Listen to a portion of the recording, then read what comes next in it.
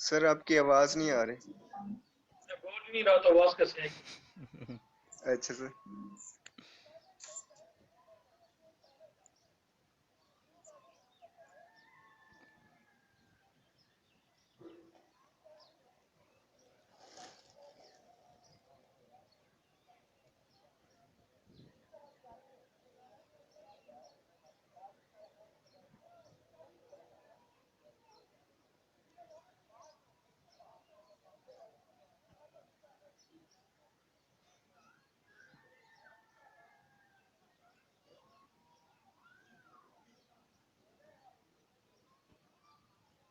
चले, ये एक ना प्रॉब्लम है,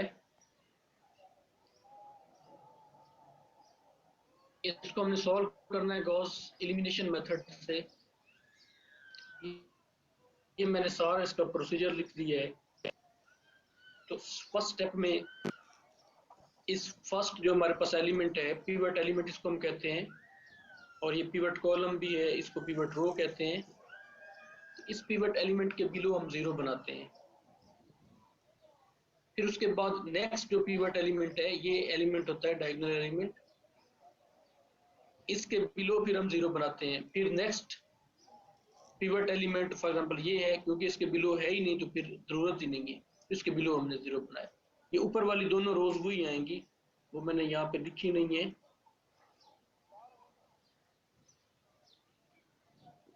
और ये 5 by 3।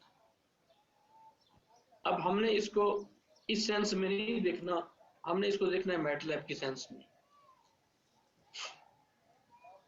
अब अगर इस R2 को हम देखें तो ये हमारे पास ये पुरानी R2 है और ये न्यू R2 है,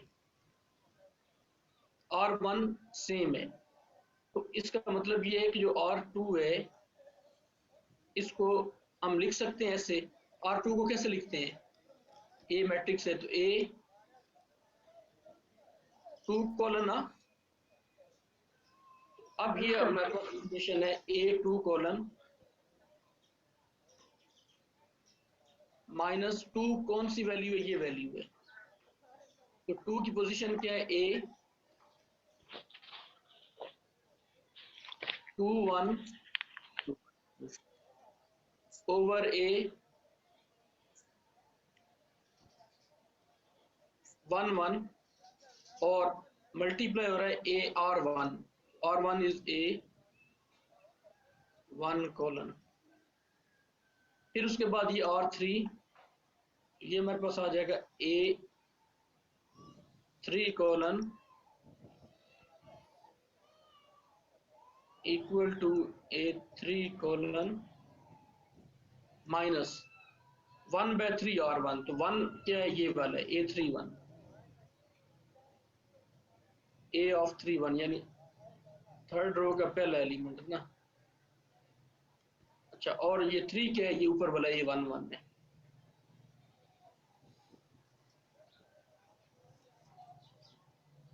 और ये क्या है, R1, ये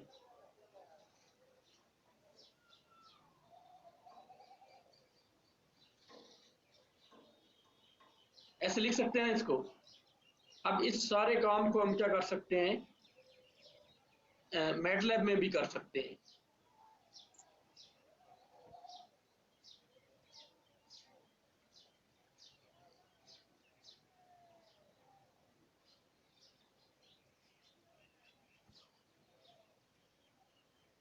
अच्छा, वो कैसे, पहले इसका ना वो दूसरा भी कंप्लीट कर देते हैं, क्या नाम है, सेकंड जो ऑपरेशन है वो भी चलें पहले देख लेते। अब इसको भी पहले लिख लेते हैं। R3 क्या है, ये हमारे पास फिर A3 कॉलन होगा equal to A3 colon third row minus, अब जो ये हमारे पास 7/3 है, 7/3 ये A32 है, A32। और जो ये 7/26 है, 26/3 है, ये A22 है, ये A22। और R2 यहाँ पे, ये हमारे पास आ जाएगा A2 और फिर कॉलन आ जाएगा। ठीक है, अब ये जितना भी हमने ये सारा काम किया है ना, इस सारे को हम लिख सकते हैं मैटलैब की फॉर्म। अब ये अपने पास नोट कर लें और इसको अपने कंपेयर करना है जो भी हम इसमें कोड में लिखें, ये सारा नोट कर लें। उससे फिर इजीली बंदा अंडरस्टैंड कर लेता है, फौरन समझ आ जाता है ये वाकई ऐसे काम चल रहा है। ये चीजें नोट कर लें, जल्दी करें, ये लिख के मुझे बताएं। Okay sir. इसके सामने ये, इसके सामने ये और इसके सामने ये, और साथ ये मैट्रिक्स भी आपके सामने। ये जवाब चाहे ना भी हो, ये अंडरस्टूड है कि इसके नीचे हम 0 कर रहे हैं, फिर ये 0 कर रहे हैं। ये सिर्फ फर्स्ट मैट्रिक्स लिख लें ये वाली, और इसके सामने ये, इसके सामने ये, इसके सामने ये। जल्दी करेंगे, नोट करके मुझे बता।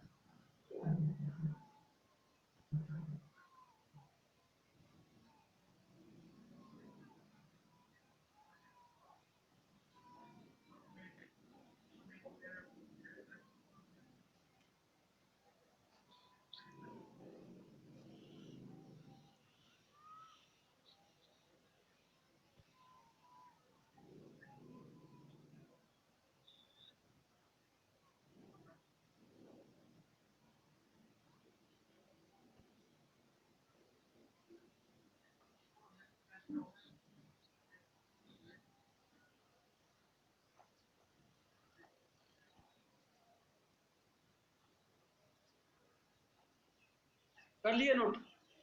जी सर कर दिया। अच्छा चलें अब हम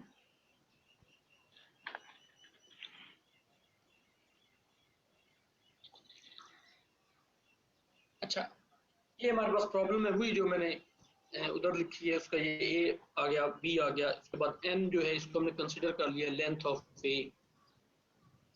अच्छा, अब इसके बाद हमने लेंथ जो वैल्यूज कैलकुलेट करनी है। अब इस पे एक कंडीशन भी है इस मेथड पे ना, चलें इसको फिलहाल रिमूव कर देते हैं, अभी हम जो है ना कंडीशन को नहीं देखें। कंडीशन क्या होती है कि जो डायगोनल एलिमेंट है वो जीरो ना हो। जी तो इसका ये एंड भी हमें रिमूव करना पड़ेगा, बाकी अभी हम देखते हैं। चलें, ये हमने m कैलकुलेट किया है फॉर j 1 to n - 1। अब n जो है ये हमारे पास 3 है, n की वैल्यू 3 है क्योंकि 3/3 का मैट्रिक्स है। तो अब जो j की वैल्यूज बनेंगी, एक तो 1 बनेगी और फिर उसके बाद n - 1 तक जाना है 2, ये 2 बनेगी। और i varies from 3 to j + 1। तो इस -1 के डिफरेंस से आएगा। जब ये j की वैल्यू 1 लेगा तो i की वैल्यू क्या बनेगी 3, फिर इसमें से एक सब्ट्रैक्ट होगा तो 2 तक जाएगा ये। और इसी तरह अगर i की j की वैल्यू ये 2 लेता है तो ये 2 + 1 3, तो a की वैल्यू बचेगी 3। अब सबसे पहले हमने ये कोफिशिएंट कैलकुलेट किए जो उधर हमने इस फॉर्म में लिखे थे a1 21 over a11। अब जब ये j की वैल्यू 1 होगी तो i की वैल्यू क्या होगी 3। तो ये हमारे पास बन जाएगा a31 over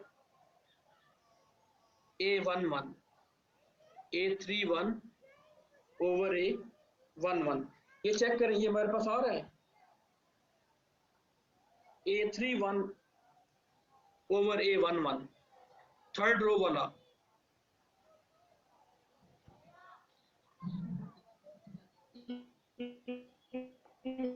सर आ रहा है। आ रहा है ना?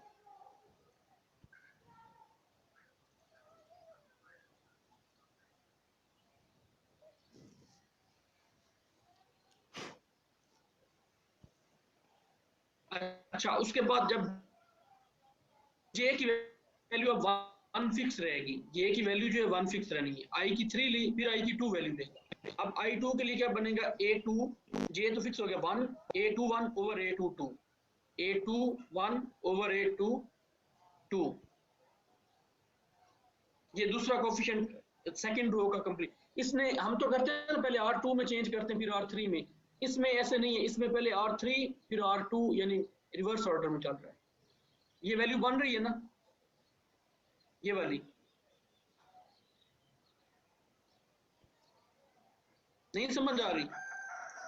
जी सर बन रही है। ये देखिए जो लूप नेस्टेड लूप होता है ना, उसकी जो वर्किंग है, इसको मैं चलिए इधर लिख देता हूँ। समझिए हमारे पास एक फॉर लूप है ना, इसको कहते हैं आउटर फॉर लूप ना, आउटर लूप i1 to 2 है। फिर आप कहते हैं कि फॉर j इक्वल टू, ये भी 1 to 2 है। जो इसकी वर्किंग होती है ना, i आपका फिक्स हो जाना है पहले 1, तो j की ये वैल्यू लेगा, पहले 1 लेगा और फिर j की वैल्यू लेगा 2। तो ये एक कंडीशन कंप्लीट होगी। फिर ये क्या करेगा, i की वैल्यू 2 लेगा, फिर j की वैल्यू दोबारा फिर हुई, पहले 1 आएगी फिर 2 आएगी। तो ये सेकेंड होगी। क्लियर हो गया? इसकी इस तरह वर्किंग है। तो ये सबसे पहले j की वैल्यू 1 फिक्स होगी, i की दोनों चलेंगी, 3 भी और 2।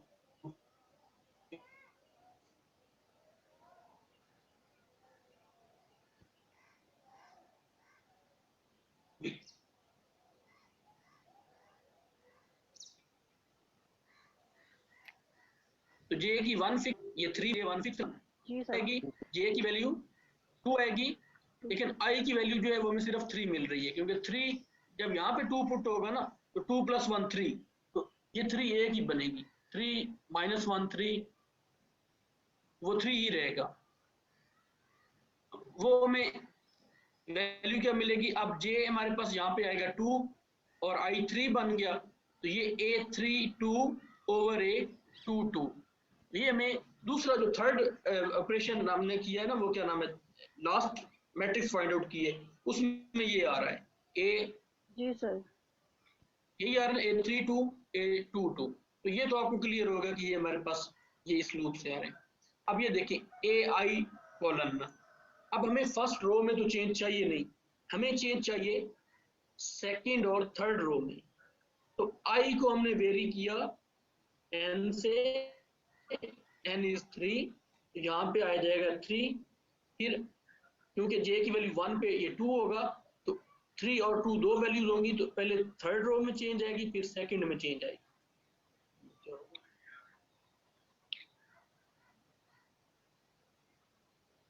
तो ये हमारे पास बनेगा 3, ये A3 third row minus m, a j की वैल्यू 1 फिक्स होगी, तो ये फर्स्ट रो हो जाएगी ना, फर्स्ट रो की हेल्प से कर रहे हैं ना। फिर a की i की वैल्यू 2 होगी, ये वाली i की वैल्यू 2 होगी, तो ये A2 सेकंड रो, m उसके अकॉर्डिंगली आ जाएगा, और ये a j तो हमारा फिक्स है ना 1, ये पहले शुरू में। अब j फिक्स होगा 2, अगली वैल्यू j की होगी, लेकिन i की वैल्यू सिर्फ हमें a की मिल रही है 3, तो ये हमारा जो थर्ड बन रहा है ना मैट्रिक्स, ये उसका आंसर आएगा A3, क्योंकि उसमें सिर्फ थर्ड रो में चेंज चाहिए, जीरो करना। ये A3 और ये m a j की वैल्यू 2, ये सेकंड रो बन जाएगी, सेकंड रो के कोफिशिएंट में m यहाँ से मिलेगा, और इसी तरह ये b कैलकुलेट होगा राइट हैंड साइड। तो यहाँ तक कोई क्वेश्चन तो नहीं है, ये समझ आ गई ये कैसे बना है जी सर? सर। हाँ, तो इससे हमें जो a है उसके बिलो सारी जीरोस मिलेंगी। ये अगर मैं इसको यहाँ से रिमूव करता हूँ, तो ये x को इधर कर देने दें, प्रॉब्लम निकालना। अब हमें ये a की आउटपुट मिलेगी, ये देखें, ये शुरू में a हमारे पास ये थी वैल्यू a की। अब नेक्स्ट में पहले ये 0 किया और 3, क्योंकि हमने 3 से लूप चलाई एंड से प्रीवियस ना, फिर इसके ऊपर 0 किया ये, और अब नेक्स्ट में ये 0 करेगा, ये 0 खत्म हो गया, और यही हमने करना था काम। अब इसके बाद नेक्स्ट काम रह जाता है बैकवर्ड सब्स्टिट्यूशन का। नेक्स्ट काम क्या है?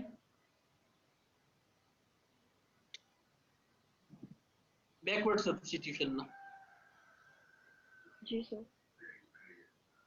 अब यहाँ पे आप कंडीशन भी लगा सकते हैं। कंडीशन क्या होती है कि जो अगर तो डायगोनल एलिमेंट मसलन इफ a i 0 डिस्प्ले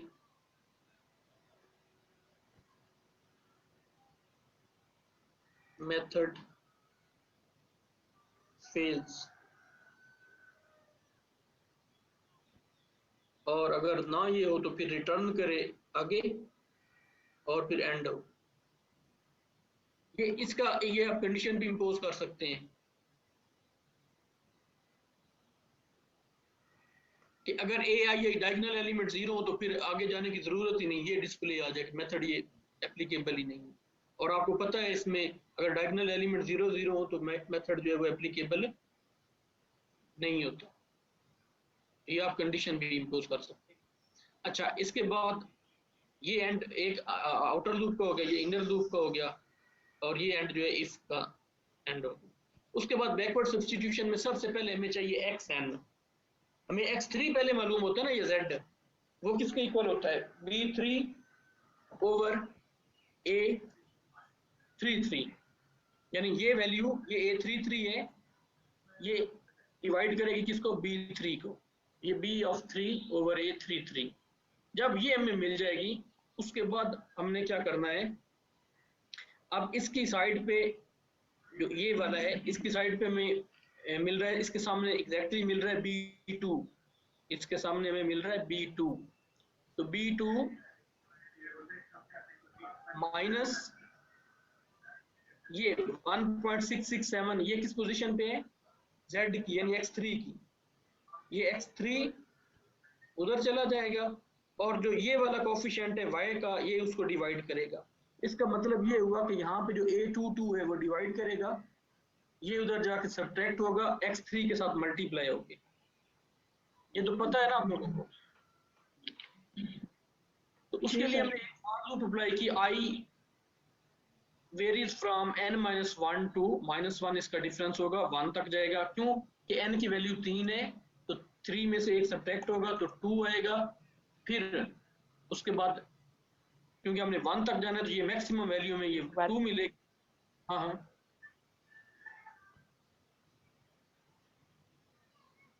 क्या कोई क्वेश्चन है? तो ये 2 - 1, इसको आप 2 भी लिख सकते हैं, जरूरी नहीं कि आपने n-1 लिखना है, लेकिन ये इसलिए हम n की फॉर्म में लिखते हैं कि उसको जनरलाइज फॉर्म में, चाहे आपका ऊपर ऑर्डर जो मर्जी हो जाए मैट्रिक्स का, सिंपली आप उसमें क्या नाम है मैट्रिक्स चेंज करना है। मसलन ये n क्यों हम लिख रहे हैं कि अगर आपका मैट्रिक्स ये 10/10 का बनता है तो आप बजाय फिर हर जगह पे आप 10-10 करेंगे, ये 10 ये 9 करेंगे, ये सारा करते जाएंगे 10, तो उसकी जरूरत नहीं, सिंपली हमने ये n डिफाइन कर लिया कि ये लेंथ ऑफ मैट्रिक्स है, तो इधर n यूज कर लिया, जो मर्जी आप बदलते जाएं मैट्रिक्स, इधर इनसाइड प्रोग्राम में जरूरत ही नहीं पड़ेगी चेंज करने। चलिए ये 3 वैल्यू होगी फिर 2 होगी, ये सॉरी 3 तो हम कैलकुलेट कर चुके हैं ना, ये 2 से स्टार्ट होगा 2 से 1 तक जाएगा, यानी जो ये i की वैल्यूज होंगी ये पहले 2 लेगा और फिर एंड तक लास्ट 1 तक जाएगा, और हमें चाहिए भी x2 और x1। ये k = 0, इसको कहते हैं इनिशियलाइज करना। ये इनिशियलाइज इसलिए करते हैं कि जो ये हमारी ऊपर वाली लूप है ना ये फिक्स हो जाए, ऊपर वाली लूप जो है ये फिक्स हो जाए, और जो ये इनर लूप है ये वाली ये वेरी करते। वैसे तो इसकी वर्किंग है ना कि इसकी एक वैल्यू फिक्स होगी 2, और 2 के करस्पॉन्डिंग ये इनर लूप की सारी वैल्यूज चलेंगी, फिर 1 फिक्स होगी और फिर इनर लूप की सारी वैल्यूज रन होंगी। लेकिन जब हम इनिशियलाइज कर लेते हैं तो फिर ये जो है आपका ये एक ही टाइम इसके करस्पॉन्डिंग चलेगा। तो फिर for j n-1 to i + 1, अब यहाँ पे j की वैल्यू जो है n3 है, तो i की वैल्यू ये ऊपर से 2 लेगा, तो ये 2 + 1 3, ये a की वैल्यू आएगी j की भी 3।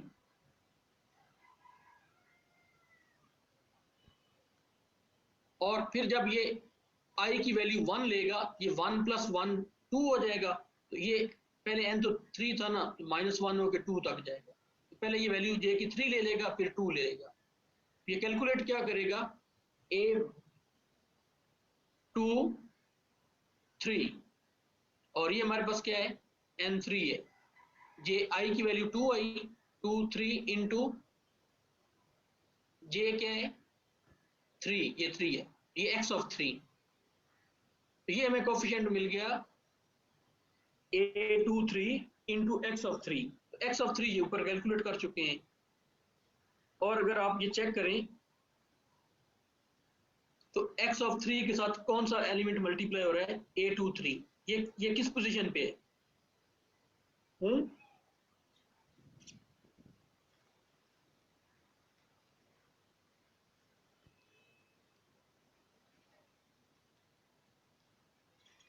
ये आवाज आ रही है, आप लोग सुन रहे हैं? जी सर। ये अब हम कर रहे हैं बैकवर्ड सब्स्टिट्यूशन ना, इसके साथ ये हमारे पास किसका कोफिशिएंट है, ये किसका कोफिशिएंट है सर ये z का, का, इसको हम डिवाइड कर देंगे b3 पे, तो हमें z मिल जाएगा। अब जी सर। अब ये किसका कोफिशिएंट है, ये भी सर z का ही है, ये भी z का है, तो अब इसकी पोजीशन कौन सी है मैट्रिक्स की फॉर्म में बताएं, एलिमेंट की form. A23 sir, A23 A23, तो ये हमें यहाँ से i की वैल्यू 2 आएगी, j की वैल्यू 3 होगी, तो ये A23 नहीं मिल रहा, ये पहला जो ए जी वाला है, सर। तो यही मिल गया। जी। इसको मल्टीप्लाई हमने किससे करना है, x3 के साथ। तो जे हमारा 3 है, तो ये x3 के साथ मल्टीप्लाई भी हो गया। क्लियर हो गया? जी सर। अब उसके बाद जो ये एलिमेंट है, ये किसका है, ये y का कोफिशिएंट है, यानी ये x2 जी भी कह सकते हैं। ये उधर आके क्या होगा, डिवाइड होगा, और इसकी पोजीशन कौन सी है, a22 है, 2 2। a22। अब इसमें b ऑफ 2 से सब्ट्रैक्ट होना है, तो i की वैल्यू ऊपर से 2 आई, तो इसको हमने x ऑफ i की वैल्यू ये 2 आई, b ऑफ 2 माइनस ये वाला ओवर सब का डिवाइजर क्या होगा, ये वाला a22, ये b ऑफ 2 कैलकुलेट हो जाएगा। फिर i की वैल्यू ये 1 लेगा, यहां से i की वैल्यू क्या लेगा, 1 सर। 1, और इस 1 के अकॉर्डिंगली इसको कैलकुलेट करवाएगा, और फिर x ऑफ 1 कैलकुलेट होगा। ओवरऑल जब हम इसको रन करेंगे,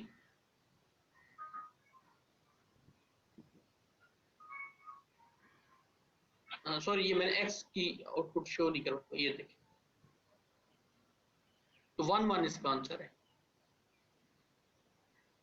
तो ये आप हर स्टेप को ये आउटपुट देख के ना वेरीफाई करें इसको, ठीक है। अगर कोई क्वेश्चन है तो पूछ सकते हैं आप लोग।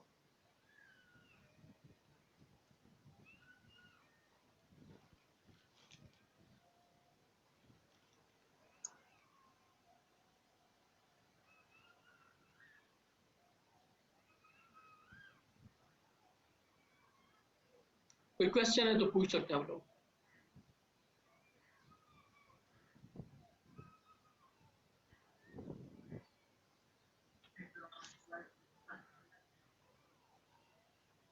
हाँ सर।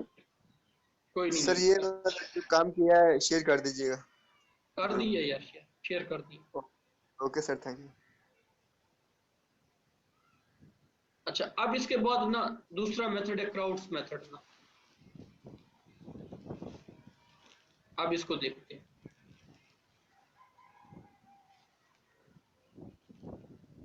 अच्छा, अब ये एक प्रॉब्लम है क्राउड्स मेथड की। ये ए मैट्रिक्स है, ये बी है।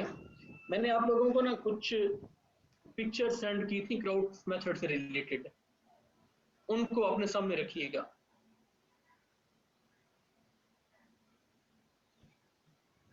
ये हमने साइज ऑफ ए n रोज हैं, ये कॉलम्स हैं, इसको साइज ऑफ ए का विच इज इक्वल टू 3।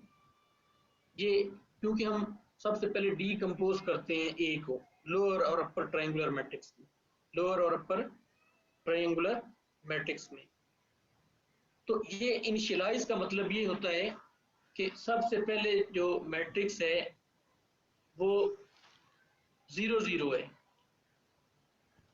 अगर मैं इसको यहाँ से ये हटाऊं तो आपको जो इसका प्रिंट मिलेगा ना वो 0 0 मिलेगा, लेकिन इसके बाद जो भी इसकी वैल्यूज कैलकुलेट होंगी वो ये रिप्लेस करती जाएंगी जो भी जगह इसकी। तो ये हमने पहले लोअर ट्रायंगुलर मैट्रिक्स को इनिशियलाइज कर लिया, इसी तरह अपर ट्रायंगुलर मैट्रिक्स को इनिशियलाइज कर लिया। अच्छा, अब जो क्राउड्स मेथड है उसमें जो अपर ट्रायंगुलर मैट्रिक्स है उसके डायगोनल एलिमेंट्स क्या होते हैं?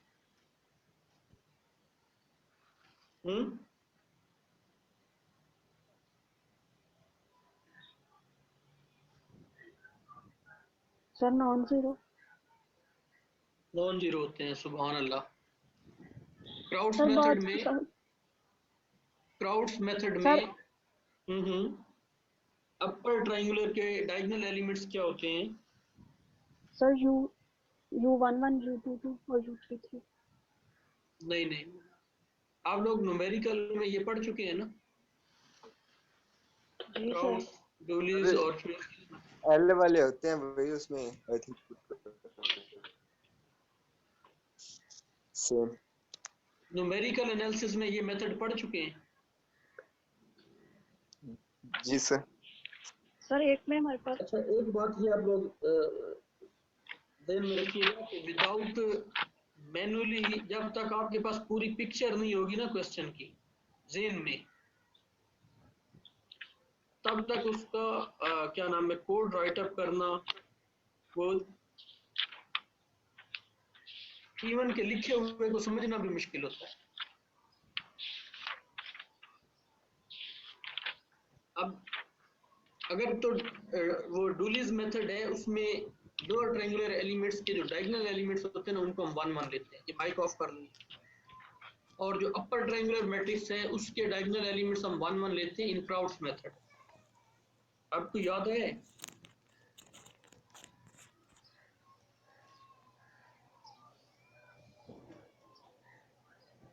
तो क्राउड्स मेथड में जो डायगोनल एलिमेंट्स हैं वो हम 1 1 लेते हैं।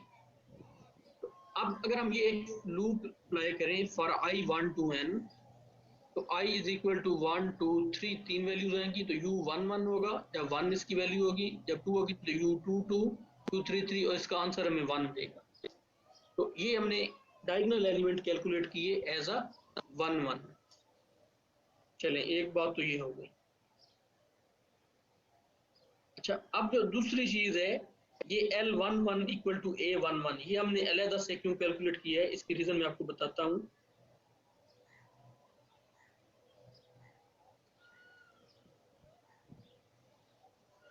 ये देखिएगा ये स्क्रीन शेयर है ना? जी सर। अच्छा ये वही क्राउड्स मेथड है जो मैंने आप लोगों को सेंड किया था।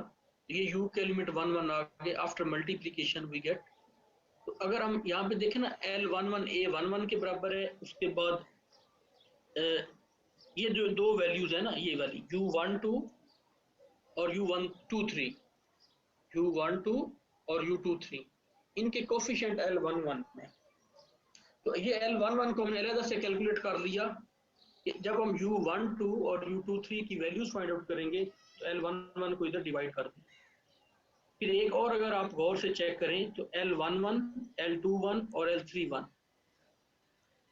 सर मैटलैब वाली शो है दूसरी मैटलैब वाली स्क्रीन।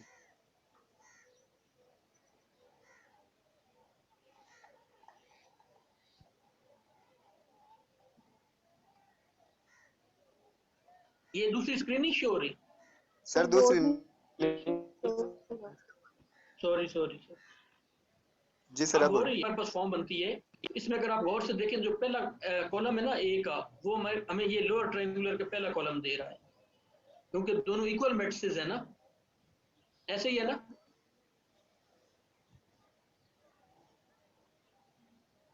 और उसके बाद जो ये हमें u12 है इसका कोफिशिएंट L11 है, ये इधर डिवाइड करने से हमें u12 की वैल्यू मिल जाएगी और इसी तरह u23 का भी कोफिशिएंट L11 है। तो इसलिए हम इसको अलग से कैलकुलेट कर रहे हैं। ये पढ़ा ही नहीं आप लोगों को समझ पता नहीं आ रही नहीं आ। तो जो L11 है वो A11 के बराबर है। थोड़ी देर तक फिर उसके बाद एक और लूप अप्लाई की i varies from 1 to 2 to n u1i equal to a1i over L11। तो ये हमने L11 कैलकुलेट किया है ना वो क्या करेगा इसको डिवाइड करेगा। तो ये बनेंगे u12 एक मिलेगा हमें और u13 मिलेगा जो यहाँ पे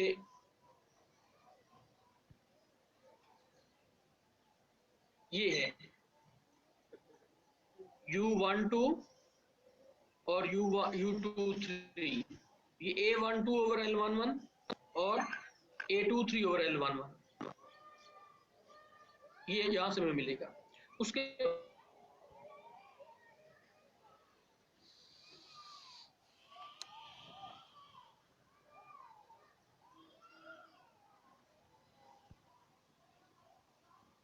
बाद जो लोअर में a से मिल रहा है i जब 2 होगा तो 2 1 3 होगा तो जाएगी यहां तक।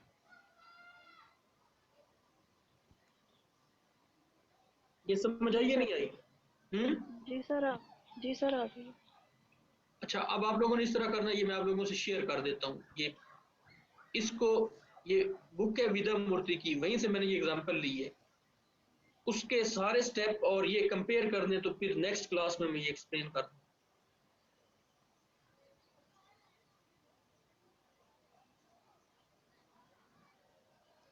Okay sir.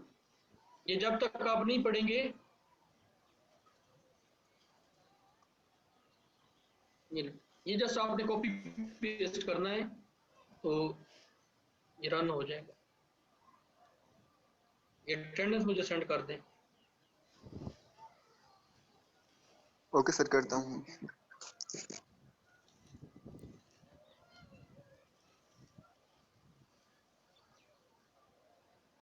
ये मैं देख लूं कोई प्रॉब्लम तो नहीं इसमें। नहीं, ठीक है। तो ये भी कर लीजिएगा। उसके बाद डूलीज मेथड है, इसको आप लोगों ने पढ़ लेना है, बाकी मैं ये बाद में करवा दूं, ठीक है। चलें, इंशाल्लाह नेक्स्ट टाइम होगी मुलाकात। ये अटेंडेंस मुझे सेंड कर दें।